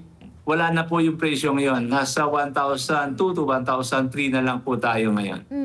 Bukod po dito sa dumating na na supply na sabi nyo nga inangkat ng PNOC, may in-expect pa po ba tayo para sabi nga yung ating stock o yung ating buffer madagdagan pa? Well, based on our conversation and meeting with the Department of Energy, ang kanilang gusto lang naman pong siguraduhin ay yung may sapat tayong inventaryo. Ang intention nila is not to compete with the private sector dahil yan naman po yung trabaho ng private sector ang siguraduhin ang produkto. Pero gusto lang po nilang matiyak na meron produktong sapat ang ating bansa. Kaya po nakadepende po yan Kung dumami po ang demand base po doon sa pangangailangan ng bansa, then anytime they can import. And kami naman po sa private sectors is anytime ready to assist them para po i-accommodate yung kanilang mga produkto. Dahil po yung problema, ang bansa po natin, ang gobyerno po natin ay walang storage facility. Ang ginagamit po ng gobyerno ngayon ay yung po mga storage facility ng pribadong sektor. At yun po yung ina-accommodate po natin sa kanila. Ayun na nga po, nakausap po natin dati si Secretary Garin, At sabi nga niya, hindi din tayo pwede mag-angkat ng sobra-sobra dahil nga kulang po tayo sa storage facility. Hindi po ba natin na nakikita magkaroon ng isang long-term po na sistema para po halimbawa kung magkaroon ng mga krisis na ganito, dahil din naman natin masasabi, di ba, matapos tong Strait of Hormuz na krisis, baka naman ibang krisis yung lumabas. Paano po tayo magiging handa, sir? Hindi naman pwedeng laging band-aid solution po tayo. Well, ang problema po kasi yun kung tinatawag nilang strategic oil reserve na kailangan ng ating bansa, ay malaki po ang kapital na kailangan para sa pagtatayo ng storage facility. At kung gagawin po ng gobyerno yan, ay ang alam ko, ang pagkakaunawa ko doon sa initial computation nila, they need at least 50 billion pesos to have that storage facility. Kaya po ang iniisip na lang po ninyo is the collaboration with the private sectors. Private sector. Kung hindi lang po sana nasayang sa flood control Ayun na yung nga eh. bilyon-bilyon, ano, Sir Arnel? Di ba? pwede na sa ano, pwede na sana doon sa ano Sa storage facility facility. natin, di ba? Pero won't it be worth it, sir? Hindi ba tayo magkaroon, halimbawa, ng cost-benefit analysis? Alam ko naman sa bawat po na programa, dapat po talaga yung ahensya may cost-benefit analysis. Kung sinasabi nyo na 50 billion yung kailangan, in the long run po ba, hindi po ba worth it para po sa ating mga Pilipino Para na gastusan, magkaroon? ano? Opo. Well, if the question will be asked from the private sectors, maganda po yun dahil alam mo, lahat ho ng bansa, from our neighboring country like Japan, China, India, meron po silang mga storage facility. But even they have that storage facility, meron pa rin po silang tightness in terms of supply. Pero ang maganda lang ho naman nagawa nila ay na-extend nila ito to 45 days ang kanilang inventaryo, which is nagagawa naman po ng bansa Ng bansa. natin dahil ang ginagawa po naman ng DOE, it's become a policy by the Department of Energy, the mandating our private sectors dito na kailangan may 45-day inventory po tayo. And yun po naman yung aming pong kino-comply. Kaya po ang target na po siguro ng gobyerno ngayon is to increase the reserve to more than 45 days. Yun po, doon ako papasok ang gobyerno. Pero hanggat sa pananaw nila na sapat ang 45 days, nasa kanila na po ang pagdidesisyon kung they still need to invest on a additional storage facility for the strategic oil reserve. Sir Arnel, matanong na din namin sa inyo kasi may mga, sabi nga, mga fly-by-night o yung mga illegally ay nagbebenta din ng LPG. Hindi natin alam kung ano yung mga ginagawa nilang kalokohan talagang sa laman, mga ano? tangke na medyo nagpapadelikado yun eh. Kumusta naman po ang monitoring ninyo dun sa mga ganon? Apo, sa kasalukuyan, meron pa rin po naman pangilan-ngilan pero napakalaki na po na ang naibawas since the passing of the law noong 2021. Ang kasalukuyan pong gagawin ng gobyerno ngayon na medyo na-delay nga lang because of this conflict in the Middle East na mas nakafocus ang gobyerno sa ating oil reserve, ayun pong pagkakaumpisahan po ng meeting ng tinatawag nilang RPITF, yung Regional Program Implementing Task Force, that will be going against this illegal establishment. At yan po yung umpisahan po yung meeting bukas. Yun naman po isang magandang balita rin that after na-resolve na po nila yung issue ng ating oil requirement, nandun na po sila nakafocus ngayon doon sa usual tasks of their job in the department na humanap ng paraan to go against sa illegal activity. At ito po, bukas may meeting na po to so-called organize the RPITF. Nako, kaya sir, dapat talaga mag-ingat. Sabi nga lagi, if it's too good to be true, halimbawa, napakamura nung benta sa'yo ng isang tangke ng LPG, ay magdalawang isip ka. Parang si Joy kayo na may sinasabi, magkano daw? 800 daw? 800? Meron na po ang 800 ngayon. Sabi ko, baka naman, may 500 Baka pa nga, kalahati lang ang laman. Ano ba, may mga baby gasol po ba? Ganon. Well, ang problema po sa masyadong mababang presyo ay dapat nga po pag-isipan mabuti. Dahil dalawa po ang palaging nagiging negative impact po nito. Kulang sa timbang, yan po, sigurado po kami na sa mababang presyo ang ibinibigay po ng ilang nagnenegosyo, kulang po sa timbang yan. Pangalawa, maaaring yung tangke po ay hindi properly maintained. At yun po yung isang mas delikado na maaaring maging cause ng gas explosion in their houses. So pag ang ibinigay po sa amin na tangke ay sabihin na natin may mga kalawang na, pwede po ba naming i-reject yun? Yes, opo. Based on the new law ngayon, pwede po ninyo siyang i-report sa Department of Energy, barangay, kapulisan. Dahil under the law, tinutulungan na po ng iba't ibang ahensya ang Department of Energy to go after itong mga illegal activity at saka ito pong mga substandard cylinders. And yun pong mga dapat po, pag kami nakita po silang pangit na tangke, una, pwede nilang tanggihan at i-demand sa trader na kailangan ay yung bago ang ibalik sa kanila o ipalit sa kanila. Pangalawa, kung ayaw pumayag, pwede po silang isumbong sa mga ahensya ng gobyerno. nako. Sir, siguro yung iba nga, parang pag pinag-uusapan po namin ni Kaweng kanina, magtitipid muna ng paggamit paggamit. ng gasol hanggat hindi pa bumababa talaga yung presyo. At baka naman po meron kayong tipid tips dyan sa ating mga kababayan na inisip, sige, hintayin ko na lang yung rollback sa presyo po sa susunod na buwan. Alam po ninyo, nagtipid na po ang ating mga consumer. Sa katotohanan, there is a 30% down sa ating demand. Sa ngayon, itong nakalipas na 3 buwan, ang dahilan po nito ay lumipat po sa mga uling at kahoy ang ating mga consumer. Mapapansin po ninyo yung mga kalan na de uling. Marami hong nagbebenta ngayon yan at yan po ang nagiging saleable as of today dahil po yun po yung ginagamit po ng ating mga consumer, lalo na yung nasa probinsya. So, ang amin pong palaging advice naman sa pagtitipid, pag magluluto po kayo, siguraduhin yung kompleto na po lahat ang ingredients. Apo, para tuloy-tuloy. At saka kung ilan po tahiyan, nakahanda na po lahat. Para habang mainit pa ho yung inyong lutuan, yan po ang pinakamabilis para hindi matagal ang paggamit ng LPG. At saka after gamitin po yung LPG, dapat inilalak ulit siya para hindi siya Seal talaga. sumisingaw. Oh. Opo, yung valve po, kailangan isara po. Dalawa po ang kailangan isara dyan. Yung burner, pagka sara nyo po, ay ang pangalawa. Yung main valve po, nandun sa ibabaw ng tangke, isara nyo po rin. Okay. Kasi sir, sa India nga, nabalita ko dati nung talagang kasagsagan po nitong krisis sa Middle East, dahil sa nagkaubusan yung LPG, nagkaubusan din po ng electric na mga stoves. Ngayon po, talaga po bang malaki ang pagkakaiba? Halimbawa, habang pareho mataas po yung presyo ng ating kuryente sa Pilipinas at yung presyo po ng LPG, malaki po ba yung pagkakaiba pagdating po sa presyo, yung makukonsumo namin kapag kami ay mag-stick sa Nag-electric, LPG or mag-electric po? Well, ang pag-aaral po ito ng Department of Energy and the Department of Trade and Industry, dalawang bagay po. Ang pagluluto po kasi sa kuryente ay hindi po natin nakukuha yung estilo ng pagluluto natin sa LPG. Mas mabilis po kasi ang pagluluto sa LPG. Tansyado po natin yung init. Sa kuryente po kasi hindi ho natin natatansya yun.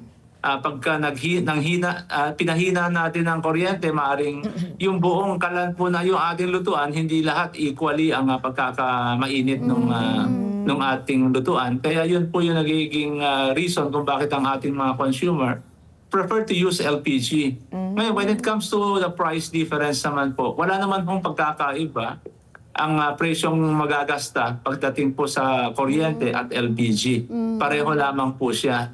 Ang pinaka-reason lang kung bakit po mas prefer ng consumer ang LPG, dahil mas nakagawian po nila, mas madali po yung pagluluto nila pagdating po sa LPG. No? Grabe, at least napawi niyo ang aking kaba dahil ako po ay Naka-electric. electric po ako, tsaka air fryer, ganun talagang kuryente. Hindi na pala masyadong malayo yung babayaran ko sa kuryente. Kumpara ko Hindi ng naman, no? LPG. Ay, ito sir, meron po tayong katanungan dahil nga po na pag-uusapan natin yung pagkakaiba between the electric and the LPG. Ito rin po, may nagtatanong din sa atin, ano po ba yung pagkakaiba halimbawa nung mga parating na galing pong Amerika? Imagine, stateside na yung ating mga LPG ngayon, di ba? At mga gas natin. Kumpara po, doon sa kalidad naman po na nakukuha Gagaling natin, sa galing po Middle sa East. gitnang silangan. Wala naman pong pagkakaiba, pareho pa rin pong composition ng LPG yun nandoon, which is the propane and the butane. Ang kaibahan lamang po kung bakit hindi po tayo nasanay bumili sa Amerika, maliban lamang dahil po sa problema sa Middle East ngayon. Mas mahal. Dahil di hamak na talagang mas mataas ang freight cost ng produkto ng LPG galing sa Amerika. Kaya mas nakasanayan natin. And in fact, the whole Asian region, 90% po ng ating pangangailangan sa petrolyo sa Middle East po galing. Without that conflict, patuloy po tayo nasa Middle East dahil mas mura po ang produkto dyan kumpara po sa Amerika. Yung pricing po ng auto LPG at saka yung LPG na ginagamit natin usually sa bahay, may kaibahan po ba yung pricing nun? Wala naman po, converted lang po into liter yun sa auto LPG. Nasa kilo po ang household LPG. Pero pagka tinignan po ninyo yung computation, base po doon sa per liter and per kilo, pareho lamang Parehas po. If you want to check it, you just 2 times it by 0.55 at makukuha po ninyo kung tama po ba yung presyo ng household LPG na per kilo at yung per liter na nasa auto LPG. Pero sa ngayon po, wala na pong ganong auto LPG na ginagamit ngayon dahil Opo, more on bumalik na po ulit sila sa gasolina dahil yung difference po ng presyo ng gasolina at ng LPG, hindi na humalayo ngayon, halos pareho na lang. Parehas Dati po na. kasi, tama po, dahil dati po mas mura ang LPG, kaya po yung iba, lumilipat sa LPG. Pero ngayon po, wala na hong difference ang presyo, kaya bumalik na po ulit sila sa gasolina at diesel. Balik na agad. Nako, kaya sa mga kababayan po natin nagtatanong, ang dami nagrereklamo din kasi sabi nga, kung talagang marami tayong supply na paparating, bakit mataas pa rin yung presyuhan? Tandaan po natin, mas malayo po yung pinanggalingan ng ating mga LPG ngayon. Kumbaga, yung kanilang pamasahe, freight cost po, ay kasing taas pa rin po. Kaya sana po by next month po, kausap po namin kayo ulit, Sir Arnel, at meron na po kayong magandang balita. Opo, maasahan niyo po kami. At kami naman, we will reflect whatever the price in the world market dahil kasama rin po yan doon sa National Energy Emergency po na ipinasa po ngayon na nasa kapangyarihan po ng Pangulo na inatas po niya sa Department of Energy that we need to comply and to be transparent by providing to the government lahat po ng cost namin sa pag-i-import. Dahil kung hindi po namin gagawin yan, we might be penalized by cancellation ng aming license. Mga license. Yan. Ayan, Thank you so much po, Sir Arnel. Sir Arnel, mabuhay po kayo at ang inyong organisasyon at sana nga po, sa susunod po na makakapanayam namin kayo ay magandang balita na po ang hatid niyo sa amin. Apo, maraming salamat po. Thank you, Sir Mabuhay po, Arnel. Mabuhay Mabuhay po. po kayong lahat. At 9:22 na po ng umaga. Tuloy-tuloy pa rin po ang ating pagbabalita. Binigyan din ni Defense Secretary Gilberto Guibo Teodoro Jr. na hindi malilinlang ang Pilipinas sa pagsusulong ng China na negosasyon kaugnay ng issue ukol sa South China Sea o West Philippine Sea. Sa kanyang talumpati sa Shangri-La Dialogue Security Forum sa Singapore, sinabi ni Teodoro na para sa China, ang mga negosasyon ay hindi landas tungo sa resolusyon ng mga pagtatalo, kundi paraan para makakuha ng bentahe. Sinisi ni Teodoro ang China para sa pangangailangan ng isang South or Code of Conduct sa South China Sea. Bakit anya kailangan pa ng Code of Conduct? Kung nariyan naman anya ang United Nations Convention on the Law of the Sea, ang United Nations Charter at ang Code of Conduct. Iginiit ni Teodoro na patuloy na sumusunod ang Pilipinas sa UNCLOS at sa mga mekanismo nito para sa pagresolba ng mga alitan. Anya, ang anumang pagpapahina o paglihis sa mga probisyon ng UNCLOS ay hindi pwedeng tanggapin sa ilalim ng saligang batas ng Pilipinas na siyang naging batayan ng teritoryo at mga karapatang pandagat ng bansa. Sinabi niya na ang pagtanggi ng China na lumahok sa proseso at hindi ito pagkilala sa jurisdiksyon ng Arbitral Tribunal at sa bisa ng naging pasya nito ay salungat sa pandaigdigang batas. Samantala, pinasilungan naman ng Armed Forces of the Philippines ang pahayag ng China na nagsagawa ang kanilang People's Liberation Army and Coast Guard na military exercise malapit sa Bajo de Masinloc o Scarborough Shoal. Ayon po sa AFP, may na-monitor lamang ng mga sasakyang pandagat ng China pero walang organisadong paggalaw mula sa mga ito na maituturing na military exercise. Naku, Kawin, isa pa to. Grabe ko makapag-press release ang China. Walang katapos. Ay, alam mo ba yung nangyari sa Singapore? Oo. Na yung mga yung Chinese Media? journalist o Opo, media, media nila, na oo. sila din yung nangharas kay Dun sa- Sec Teodoro last Oo, year. oo. Nagsubok na naman siya ngayon. Oo. So, ang ginawa ng DND people, hinarangan talaga siya. Diba? Hindi siya Oo. pinalapit. Babae yan, napakaganda babae pa naman. Pero naku, puro pala source ng mga fake news. Di ba? Ang hirap ng ganyan. Pero Tsaka ang hirap kasi dyan sa issue ng West Philippine Sea, South China Sea. Very, sabi nga natin, historic. Oo. At saka kung papasyahan lang, titingnan lang din talaga sa kung sino yung legal na may karapatan. Sasabihin natin Pilipinas, pero ang China ayaw din naman niyang pero mo layo-layo sa kanila pero Diba? Kanila sakop pa daw. rin nila tayo. Magkaroon pa ng isang dash yung kanilang 10 dash Maging line. 10, 11 Hindi, dash. nandun na tayo sa loob ng teritoryo nila, yung main na ng Luzon. Pag talagang tatanggapin natin yung kanilang dash line na yun. Ay nako, ito naman sabi nga nila kung makaangal sila dahil 'di ba, halimbawa yung military exercises natin makaangal, pero sila nga talagang hindi nila kinikilala ang pandaigdigang batas. So paano pa? Ano pa magiging solusyon natin doon kung sila mismo ayaw pong i-acknowledge nga yung UNCLOS. Pati airspace yata natin, gusto nilang Hindi kunin. kanila na lahat. Ay, hindi tayo papayag dyan. Kaya mabuhay po, patuloy po mabuhay ang ating Armed Forces of the At Philippines. saka ang Coast Guard, ano? At ang ating Coast Guard. Nagbabantay. Oo, at ang mga bayani natin yun nandun sa BRP Sierra Ay, Madre. oo. Isama na po natin dyan yung ating mga ngingisda doon, di ba?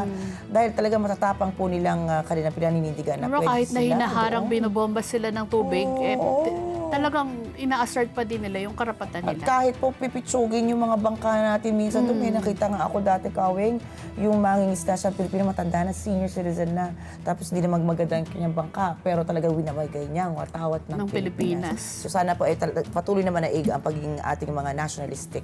Lalo na po, saludo kami dyan sa mga kababayan natin na nandyan po sa Bajo de And Masinloc. speaking of last week, flag week natin last, yung May 28 yung flag day natin, National Flag Day. Ako yan, patuloy po natin maging leading proud. towards the Independence Day sa June 12. Malapit na, Oo nga, Kaweng. ang bilis. Uy, June 1 na nga pala Ay, ngayon, June 1 na ano? nga. Huwag na Kalahatian na ng taon. Di ba, napakabilis, napakadaming Parang pangyari. pinag-uusapan lang natin nun yung year-end. Oh, di Tapos ba? ngayon, kalahati na ng taon.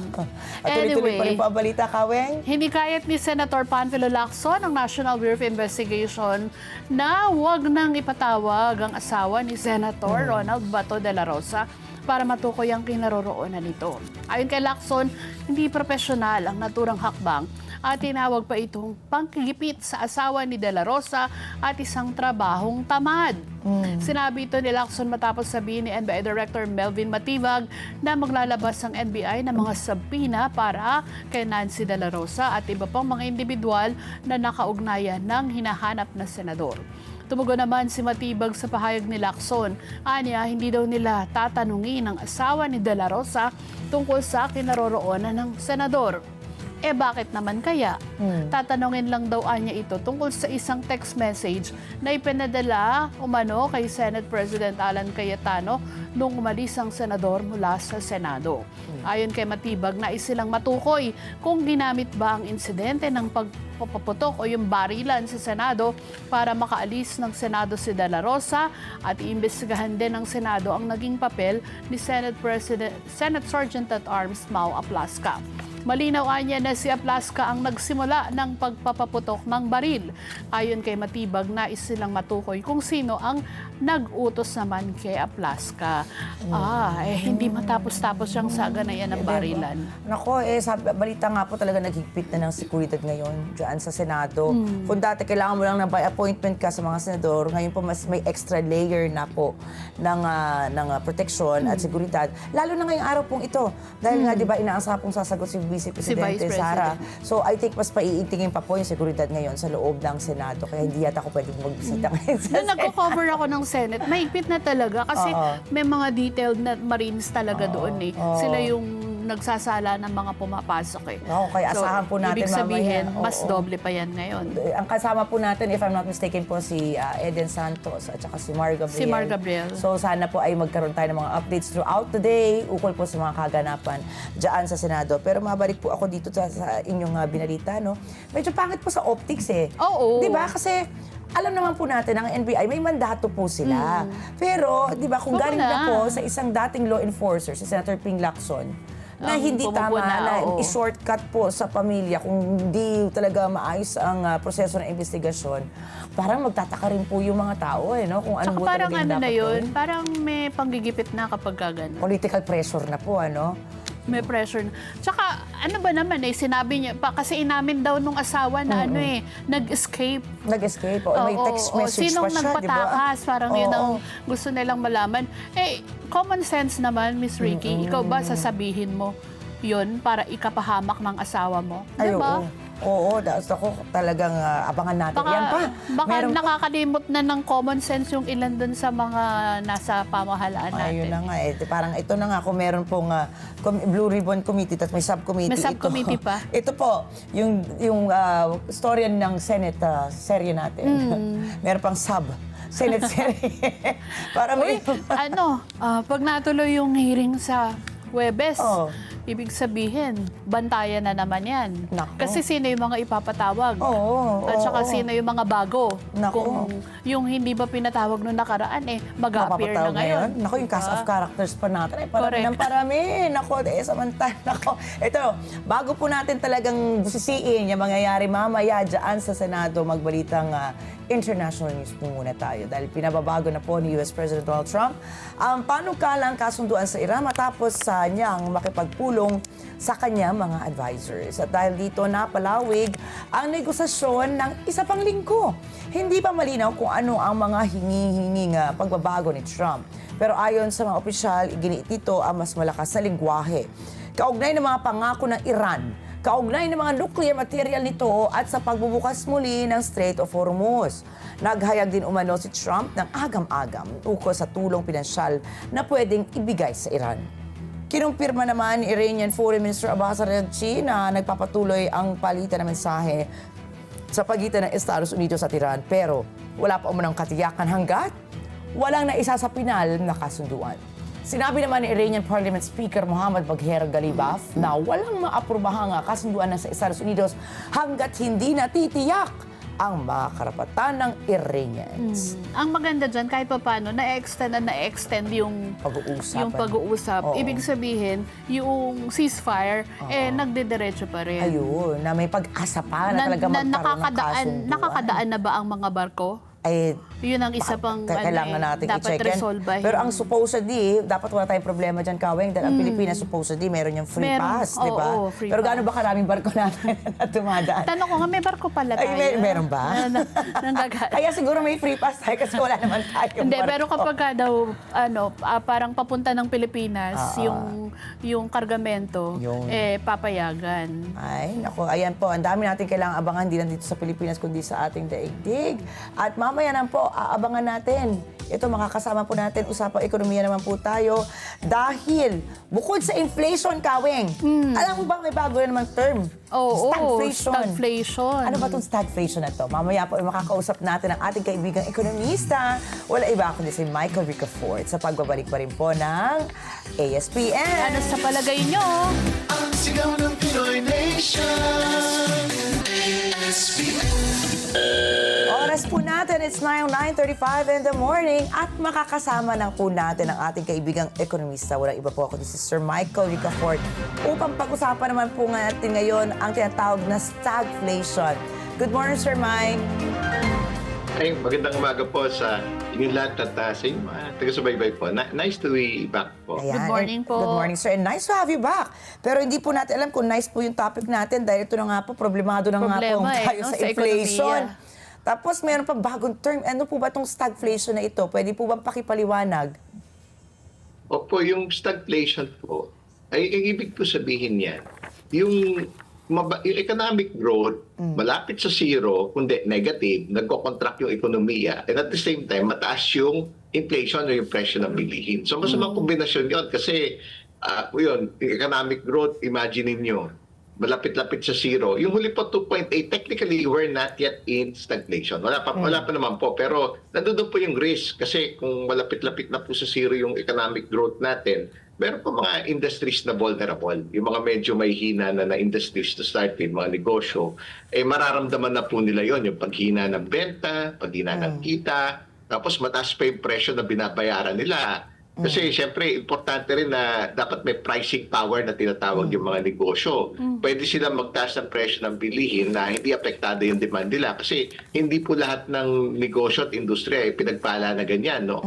Kasi halimbawa, tumaas yung presyo ng langis mula nung giyera, mapapasa ba nila yung mataas na presyo ng cost, produkto. no? Yung mga langis? Kung hindi nila mapapasa yun kasi because maybe competition, yung demand hihina kasi may alternatibo na imports, kundi local na competition. So baka malugi sila. Yun po yung kaya importante po yung mga factors sa pagka may stagflation. No? Ibig ko sabihin nun, kanina nangyayari po talaga yan pagka di naman po ganun kadalas. Bukod sa yung pandemic kasi, iba po yung fundamentals Iba, ng pandemic. Marami po kasing bawal, di ba? Mga 5 to 6 years ago, may mga sarado po na negosyo dahil binawal po sila. So, kaya wala ring benta, bawas o walang benta, hanap buhay. Tapos, mababa naman po yung inflation ng pandemic kasi mahina po yung demand. Wala po masyado nagmamaneho sa kalye, wala masyado nagta-travel. Yung mga medyo hawig, siguro po noong 2009, nung after the US recession, yung global financial crisis. Pero not quite Hindi naman nag-negative yung growth. May slight positive growth. Tapos may inflation din. Tapos yung nung Asian financial crisis. Pero ibang-iba po yun 1998, no? Parang may slight negative yung growth. I think minus 0.6. Tapos yung inflation nun, nasa mga 9% Kasi dahil nga po nung Asian crisis, iba rin po yung sitwasyon nun, no? Pero yung hawig, not exactly the same kasi 1991 ng Desert Storm. May langis pong involved yun. Kasi yun po yung Desert Storm no, niliberate yung Kuwait. Iraq. Yung Kuwait. Opo. Ang kalaban po na noon, yung Iraq, si Saddam Hussein pa. No? Opo. Sinunog kasi ni Saddam Hussein habang nagre-retreat sila, sinunog yung mga oil well. O kaya, ang inflation po noon, mga 19% noong time na yon. Natatanda ko po yan Tumaas yung gasolina diesel noon. Dati, wala man 10 piso yan. No? Noong late 80s, minsan, mga between 5 to 7 pesos no yung mga diesel, gasolina, biglang magmula na nag-desert storm, biglang naging 20-25 pesos naging para to simplify things, parang 10 times na po lahat yung presyo ng enerhiya mula noon. Wait, kasi kung nanggaling sa mga 50 pesos, di ba, bago mag-era, tapos parang pag times 10 mo, parang no time na yun, parang 200 to 250 pesos, yung 20 to 25 pesos. Yung diesel, as high as 150 to 170 pesos So, nag-contract din yung economic growth, I think, mga minus 0.6 din. No? Siguro yung iba po pong pagkakataon, pero ibang-iba yun noong 1984, 1985. Magulo po yung mga panahon na yun, tsaka iba pa po yung economic conditions. No? Kasi ang inflation ng 1984, 1985, mga as high as 50%. Tapos yung yung economy nag-contract ng minus 7%. No? Kasi ibang-iba naman po yung mga panahon na yun. Pero the thing is, technically, we're not yet in a stagflation. Pero, yun po, we need to prepare for it also, no? In the sense na, kasi po, biglang tumaas yung presyo ng gasolina, diesel. Ramdam natin lahat yan. Wala naman tayong kinalaman dyan. Di ba? Yung mga decision, apektado tayo. Ang tanong dyan, saan napupunta yung binabayad natin na mataas? May kumikita doon, syempre. Syempre, yung mga nagbebenta ng mga yun, yung mga enerhiya. So, ang tanong dyan, is it for their best interest yung mga nagne-negotiate yan, mga nagde-decide na wala tayong kinalaman kung kumikita sila, di ba? Gusto ba nila talagang matigil yung gera? Kasi sarado po yung Strait of Hormuz pa rin. More than 3 months na. That's 20% of the world's oil. That's 25% of liquefied natural gas. Kaya based on US intelligence, dapat mabuksan na po yan ngayong Hunyo, ngayong June. Kasi, siyempre, nagagamit yung mga inventaryo yung mga dating stock lang. Ngayon, nagagamit na. Kailangan ni-replenish yan. Kasi walang nalabas talaga hanggat maaari mula ng gera. No? Wala pong nababiyahe no? From the Strait of Hormuz. Ang drawdown, sabi nga ng Aramco, yung nawawala na sana supply sa buong mundo, in a given week, 100 million barrels. Demand supply yan. That's the only difference now and then. Kasi this is not the first time nangyari yung spike ng langis. Naranasan na natin yan 4 years ago during the Russia-Ukraine war. Hindi naman po natapos yung gera na yun. No? Naranasan din natin yan 8 years ago, 2018, nung first Trump administration, binalik yung sanctions sa Iran. No? Dahil nga doon sa contentious talaga yung nuclear agreement. And ayaw kasi ng US and Israel na may capability mag-produce ng nuclear weapon yung Iran. Ayun na lang po kasi yung humahad lang Siyempre, hindi rin po mapayag yung Iran. Kasi, yun na yung in the works na yan in the past couple of days, for final approval na lang ni Trump, yun na lang talaga yung contentious issues. Dapat gusto nga ng US na hindi na makapag-produce ng uranium or yung material for nuclear weapon tong Iran. No? At the same time, kasi hawak ng yung Strait of Hormuz, sarado pa rin, di ba? Although may blockade din naman yung US na separado doon sa Gulf of Oman, inaharangan niya lahat ng mga barko na lumalabas ng Iran, mga ports, at papunta sa mga Iranian ports. So, kaya yun po yung importante. That's why we're in a national state of energy emergency since March 24. itong bansa natin, may 2 buwan na. Kasi yung inventaryo natin, 44 days na lang po. No? Although, early part ng war, nandiyan na rin yung supplies natin. So, kaya priority, yun, at least bumaba pa rin yung langis in recent days. So, mga 1 month lows, no? Mga nasa $89 yung Limex oil. Galing po yan, bago po, yung ceasefire naman, ay, 2 buwan na po yan, April 8, di ba? Yung tentative ceasefire between US and Iran. Bago po mag-ceasefire, $115 po yan, $115 per barrel. O ngayon, nasa $89. Kaya ang strategy pa rin, dahil we're in a national state of energy emergency, isang taon po yan, mag-angkat tayo ng yung i-increase nating inventories natin kasi we don't know when this war would end. We don't know when the Strait of Hormuz would open. So, kailangan talaga mag-stockpile tayo. No? Kaya medyo, at least kahit in fairness, nag-roll back na naman yung, yung diesel, di ba? Tomorrow Kitang-kita po doon. may rollback uli. Medyo malaki. Pero siyempre, nagsimula tayo, depende sa lugar, iba mga 50 pesos no, per liter bago maggera, or maybe a little less than that.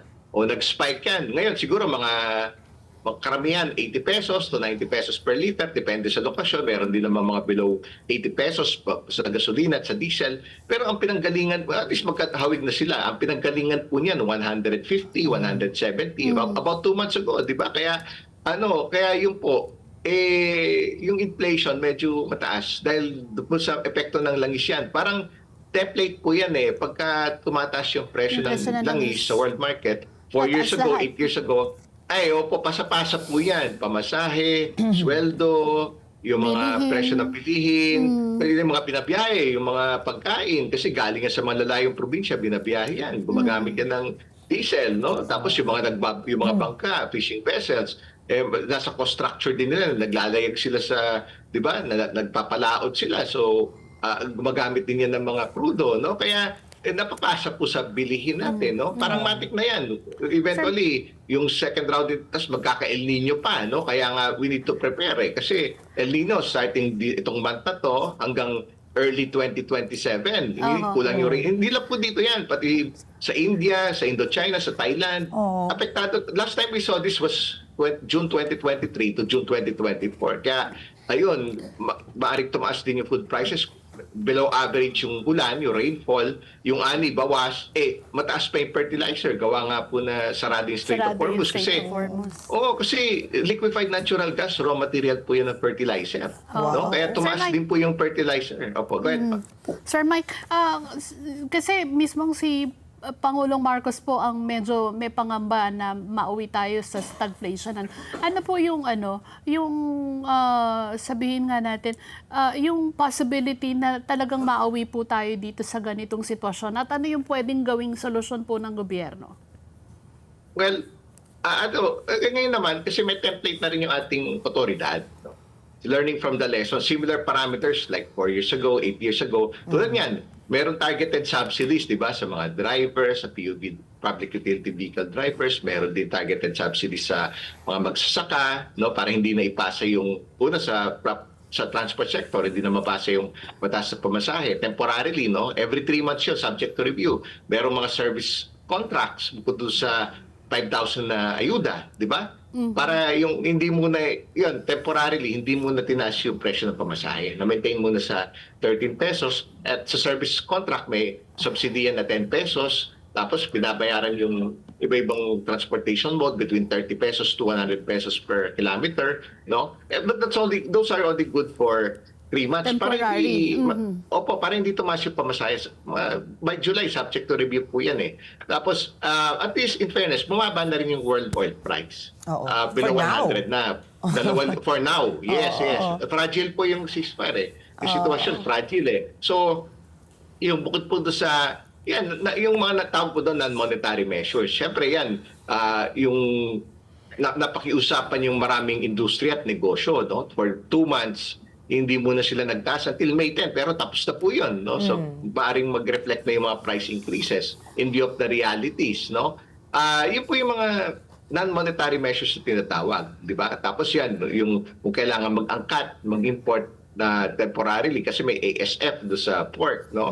So, yung, kahit naman bago mag-pandemic dahil na nagka-ASF, nabawasan yung supply. So, yun po yung option na over the short term, no? So, pero over the long term, yung solution talaga, structurally, bukasan natin yung reliance natin sa importation para hindi tayo import ng import. Kasi we import almost all of our oil, Products. no, yung mga gasolina, diesel, And agro LPG, products. o kaya yung mga tao, yan. Ngayon, ayun ang pangangailangan nila. Paano bawasan yung reliance nila, paano makatipid. So, yan, yung mga, yung kung may solution, yung mga solar, no? Nag-i-improve yung technology, bumababa yung cost, kung pwede mag-power ng aircon, nag-electric vehicles, and kung mag-electric Renewable. vehicles sila, yung mag-hybrid sila, no? Tapos yan, yung at least yung sales ng electric vehicles, hybrid, umaabot na ng 20% ng total sales and it's still growing. That in recent years, mga 5% lang yan ang total vehicle sales or less. And of course, yung renewables na yung kasi technology is the biggest equalizer, no? So, yan, yung mga solar, paigtingin yung solar production. Kasi nga, pati yung wind, offshore wind, and yung mga biggest investments natin for the past Years and even decades. Naku. Nako, naghang si 2 to 3 years Yeah. Yung Jutar. Dati nga may nuclear na po tayo di ba? Na may foresight na yung mga older generation. Hindi naman natin ginagamit. Takot pa rin kasi. Takot pa rin. yung Sir? Nako. Naghahang. Naghahang po kayo, sir. Nako, ayan na Ang nga. ganda pa naman ng kawin. sinasabi Oo, ang ni ganda nga. Sir Mike. Kasi ito dapat solusyon na, lalo na po, di ba, magkakaroon na ng SONA. So ano yung siguro magiging tugon ng ating Pangulo nga dahil dito sa stagflation, or hindi lang stagflation. Kasi hindi ba naman po daw tayo, siguro we don't wanna be fearmongers. Ano? Wala pa sa stagflation ng Pilipinas.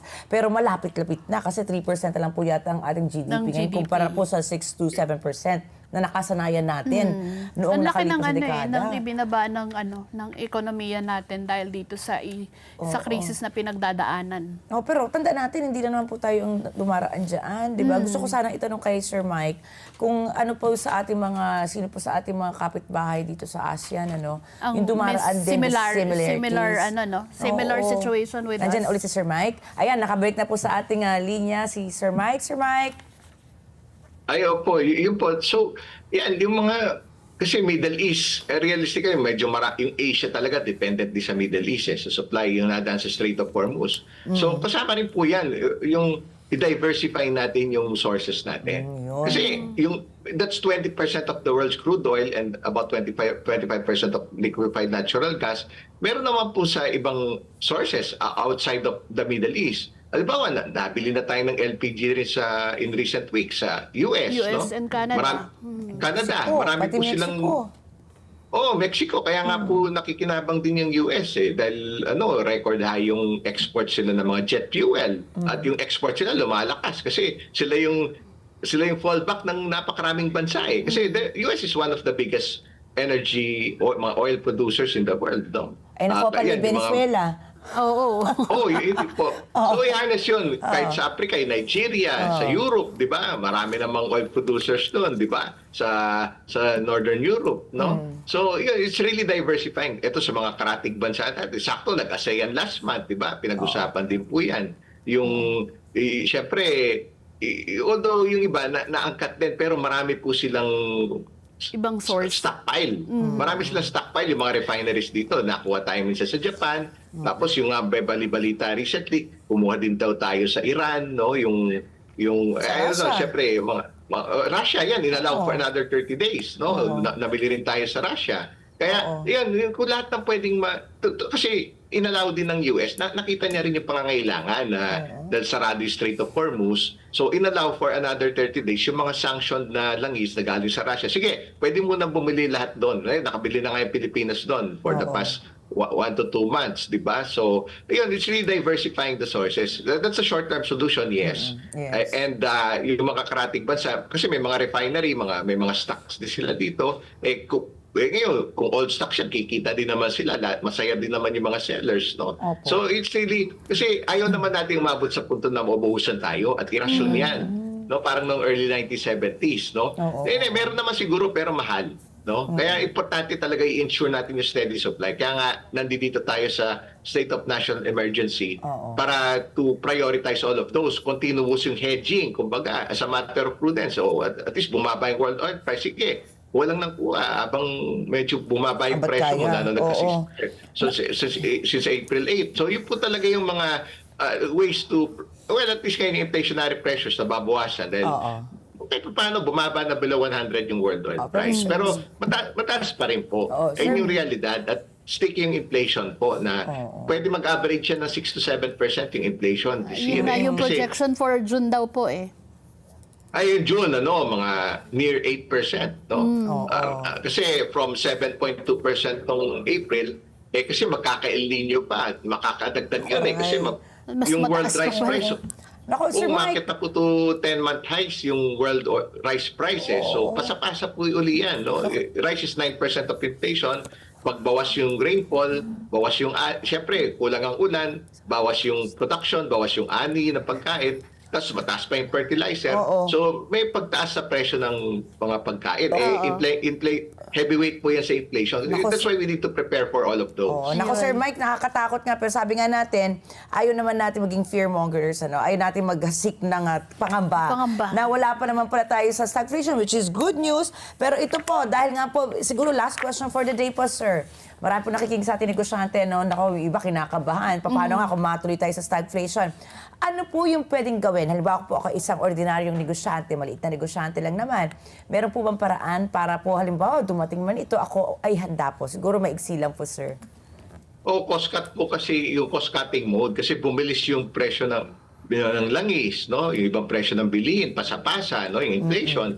Paano naman yung kita? Bumilis ba yung kailangan humabol din ang kita. Yan, mapasweldo sa mga individual, sa consumers, sa negosyo, dapat tumaas din yung benta at maipasa yung mas mataas na cost. Kaya ba nila? Kasi kung may pass-through effect, yes, if they can do it. Pag wala naman, magkakaroon sila ng margin compression or lugi kung wala silang pricing power na magtaas. Kaya cost-cutting mode. Lahat gagawin nila, makatipid sa kuryente, makatipid sa crudo, bawas muna yung mga non-essentials. Kasi yung doon kaya nga nag-a-adapt na rin yung mga iba-iba negosyo, kahit yung mga pinakamalalaking negosyo, nakaramdam na rin ng decline sa net income nila ng first quarter, yung medyo may slowdown sa kita, kasi yung mga tao nagtitipid no? Hanggat maaari, habang hinihintay pa nila yung taas sa sweldo, yung din yung mga negosyante, lalo pang kailangan doble, triple, sipag para na dumami yung kita.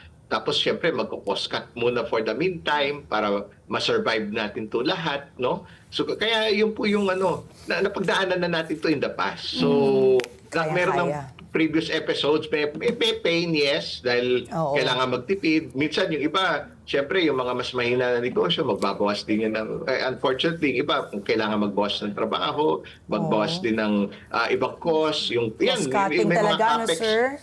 Tipid-tipid po, no, for now? Tipid-tipid gamit po sa muna. AI. Using the best technology, mag-AI na ngayon buong mundo para makatipid. Gamit ng mga renewables, mga solar, yan, kung gamit ng electric vehicles. Yung mga tao nagtitipid din. Punta sila sa lower price brands kung pareho lang naman yung value. No? Kaya yun po yung mga strategiya. Yun ang mga pangangailangan ng mga tao. Very helpful po. Yung value proposition, pero mura. Kasi naranasan na natin yan 4 years ago, 8 years ago. So, yun po yung mga pangangailangan ng mga tao. Yun na kailangan natin tugunan. No? Yung mga, responsive din yung mga negosyante natin, mga industriya. So, pag ganun mga produkto na patok sa mga consumers natin. No? Para Sir Mike, tumaas din yung benta at kita nila. Opo, Sir Mike, always very interesting po. Kulang na kulang po sa oras, lalo na sa pagbibigay niyo po ng talaga naman mga practical tips po. Hindi lang sa gobyerno, ako din sa ating mga ordinaryong taga-subaybay din, parang kami po, ordinaryong mamamayan.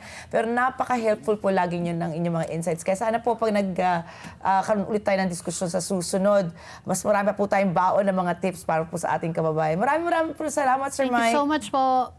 Opo, maraming salamat po. Hanggang sa ulitin po, Miss sir. Ricky, Miss Weng, at sa inyo mga taga-subaybay po. Nice to be back always. Yeah. Gandang Thank you, umaga sir. po. Until Thank you next po. time po. Samantala, oras po natin, it's now 9:56 in the morning at tuloy-tuloy pa rin po ang ating Showbiz Pasilip. bilis Ito, ng bagong-bagong tao to, Kaweng. Ito dahil nga na-miss ko rin si Patpi, namimiss ko po si Patpi, nagbasa-basa po tayo ng kanyang, kanyang article dahil siya ay isang kolumnista sa Philippine Star.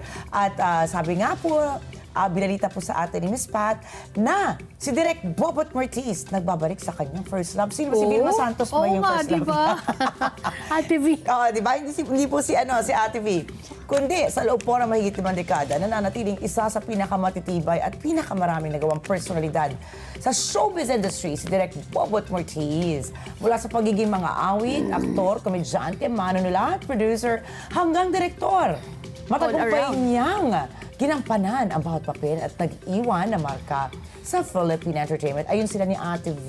Grabe. Bata pa. Oo, grabe. Bagets na bagets. Unang nakilala si Bobot, noong huling bahagi ng dekada 60 nang tanghalin siyang Grand Champion ng tawag ng tanghalan. Oo, nagtawag ng tanghalan pala Hindi ko siya. pala alam to ha. Sa edad po na 13 lamang ang tagumpay na iyon. Ang nagsilbing daan patungo sa isang makulay na karera sa musika at showbiz. Eh di maganda talaga ang boses ito kung tawag ng tanghalan, ano? Champion pala eh. Bilang aktor, tumatak siya bilang ka-love team ni Vilma Santos sa sikat na tabalang V and Bot. V-Bot.